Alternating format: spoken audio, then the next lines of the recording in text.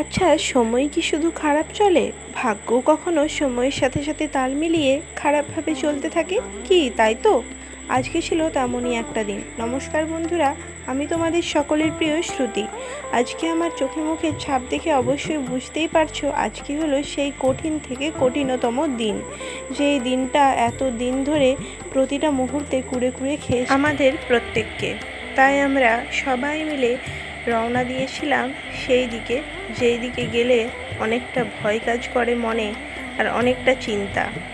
তো পিছুটা না রেখেই আমরা সবাই মিলে বেরিয়ে পড়েছিলাম। এইদিকে দাদু ঠাম্মা যাচ্ছিল হসপিটাল, তাই আমাদের গাড়িতে করেই গেছিলো। আর দাদুরও শরীরটা ঠিক ভালো না। এটা আমার ছোট দাদু হয়। এনাকে হয়তো তোমরা কখনোই দেখোনি, এই ভিডিওতেই তোমরা প্রথমবার দেখছো। আর সেইভাবে দেখানোর কখনো সুযোগও হয়ে ওঠেনি। আর ওটা তো ছোট ঠাম্মি, তোমরা আগের কোনো একটা ভিডিওতে, কোনো না কোনো ভিডিওতে তোমরা দেখেছো নিশ্চয়ই।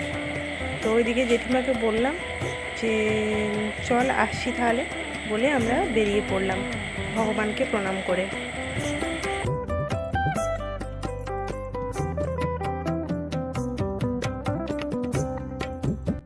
জীবনে অনেক খারাপ পরিস্থিতি গেছে, অনেক কঠিন সময় গেছে।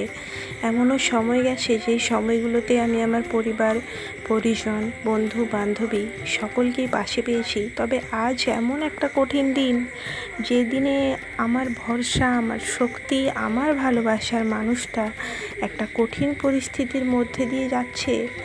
সেই সময়টা নিজেকে আটকে রাখা বা নিজেকে শান্ত করে রাখার মতো ধৈর্য বা পরিস্থিতির সামাল দেওয়ার মতো ধৈর্য ভগবান তুমি আমায় দিও, এইটুকুই প্রার্থনা করব। আর প্রতিটা কঠিন পরিস্থিতিতে যে মানুষটাকে পাশে পেয়েছি, সেই মানুষটা যখন আজকে কঠিন সময়ের সাথে লড়াই করছে, তখন দেখে আমার এতটাই খারাপ লাগছে। আর যখন আমি জানতে পারলাম যে আজকের দিনটা আমাদেরকে হসপিটালেই থাকতে হবে, আর বিশেষ করে হসপিটালে আসলে আমার একটা কথাই মনে পড়ে, বারবার কঠিন সময়গুলোর কথা মনে পড়ে যায় ভীষণভাবে। আর এটা ছিল সেটাই, যারা দূর থেকে তার পরিজনদেরকে, আত্মীয়দেরকে দেখা করার সময়ে আসে, অথচ ঠিক সময়ে এসে পৌঁছতে পারে না, দেখা করতে পারে না, তাদের জন্যই ছিল এই লিস্টটা বা এই চার্টটা। তো আমি সেটাই তুলে ধরলাম। আর সত্যি কথা বলতে গেলে হসপিটালে যখনই আমি আসি, তখনই মনে হয় ভগবান, যখন আমি বেরিয়ে যাই তখন বলে যাই, ভগবান আমায় কেন আসতে হয়, আমি আসতে চাই না। এই কঠিন হসপিটালে আসলে প্রতিটা মানুষের যে মুখের দিকে তাকানো যায় না, প্রতিটা মানুষের যে কঠিন পরিস্থিতির সাথে লড়াই করার যে অনবদ্য চেষ্টা, সেটা দেখলে বারবার মনে পড়ে যায় আমার খারাপ সময়গুলো বা আমার কঠিন পরিস্থিতিগুলোর কথা। কখনো কখনো সবগুলো তো সবসময় ভিডিওতে দেখানো সম্ভব হয়ে ওঠে না, আর দেখাতেও পারিনি। তবে যেটুকু পারি বা যেটুকু পারছি সেটুকু তোমাদেরকে দেখাচ্ছি, চেষ্টা করছি দেখানোর জন্য, আর দেখাবো। তো তারপর সমস্তটা আমরা লেখালেখি করে মাকে দিয়ে দিল বেডে, একটা বেডশিট দিয়ে। তবে মায়ের গার্জেনের জায়গায় সইটা আমিই করেছিলাম, কারণ বাবার ছিল আজকে একটা ভাড়া। আর তারপর আমি বাড়িতে এসেছিলাম, যেহেতু জানতাম না যে থাকতে হবে একটা গোটা দিন আমাদেরকে। তারপর টুকিটাকি কিছু গুছিয়ে নিয়ে আমি বেরিয়ে পড়েছিলাম ভাইকে সঙ্গে নিয়ে। ভাই, আমি আর বাবা মিলে বেরিয়ে পড়েছিলাম। সত্যি কথা বলতে, যে মানুষটার কথা না বললেই নয়, দূরে থেকেও কিন্তু সেই মানুষটা আমাদেরকে প্রতিটা মুহূর্তে হেল্প করতেই থাকে। যে ও মনে হয় না যে ও দূরে আছে, মনে হয় আমাদের কাছেই রয়েছে। তো সেটা আর কেউ না, আমার বড়বাবু। কোনো না কোনো কারণ নিয়ে সকালে মা আধার কার্ড নিয়ে যেতে ভুলে গেছে, তো এবার আধার কার্ড ছাড়া ভর্তি নেবে না। এই সময় কি করলো, ওর কাছে আধার কার্ডটা ছিল, তারপর ও পাঠালো, আমরা সেটা প্রিন্ট করে বের করলাম, তারপর আধার কার্ড দিয়ে মাকে ভর্তি করলাম। তারপর হসপিটাল থেকেই মাকে দেওয়া হয়েছিল এই সমস্ত কোট আর ক্যাপও দেওয়া হয়েছিল মাকে। তারপর মাকে ওটিতে নিয়ে যাওয়ার জন্য রেডি করিয়ে দিতে বলা হয়েছিল। নার্সরা এসে বলে গিয়েছিল, মায়ের চুলগুলো আমি বেঁধে দিয়েছিলাম।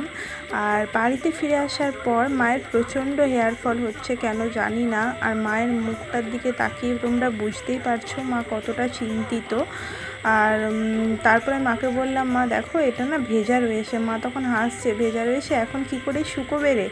তার জন্য মাকে বললাম।